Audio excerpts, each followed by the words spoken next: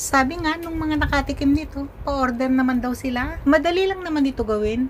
Kahit sino, kayang-kaya to. Unang gagawin dito, hugasan mo ng mais. Para nga, mas madaling kainin, pinagputol-putol ko ng ganyan na sukat.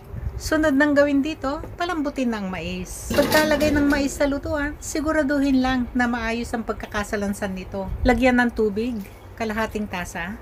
Maglalagay din ako dito ng salted butter. Mas masarap talagang pagkakalaga pag meron nito. Takpan hanggang sa kumulo. Pagkakulo, lutuin hanggang 10 minuto. O kaya naman ay hanggang sa mapalambot ng mais. Gamit dito yung pinakamahinang setting ng apoy. Matapos ang 10 minuto, siguraduhin lang na haluin itong mabuti. Nang sa gayon, pantay yung pagkakaluto nito. Takpan ulit at lutuin pa ng 5 minuto. Gumamit na dito ng medium setting ng apoy. Matapos nga ang 5 minuto, isara na ang apoy. At hayaan lang din muna itong nakatakip. Gawin na ang Cajun sauce. Magpainit na ng mantika.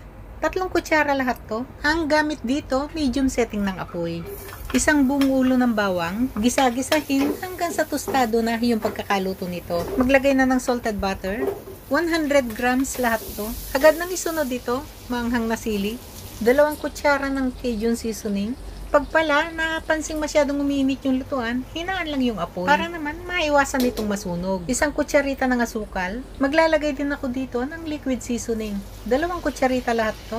Paghaluing mabuti, lutuin ng 1 minuto lang sa mahinang apoy.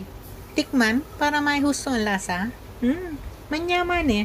Itabi na muna itong Cajun sauce. Masarap na pagkakaluto nito yung medyo may lasang inihaw. Kaya lutuin pa ito ng mga nasa 3 minuto. O kaya naman ay hanggang sa makita na medyo nagtutong na yung lutuan. Gamit dito yung malakas na setting ng apoy.